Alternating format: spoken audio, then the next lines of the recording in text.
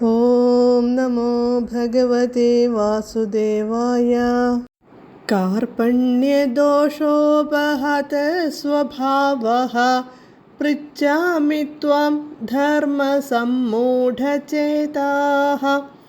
യശ്രേയസ്യാനിശ്ചിതം ബ്രൂഹി തന്മേ ശിഷ്യസ്തേഹം ശാധി മാം ത്വാം പ്രപന്നം. I, whose nature is overcome by cowardice and whose mind is confused about dharma, ask you to reveal to me that which you have decided is beneficial. I am your disciple. Instruct me, who has taken refuge under you.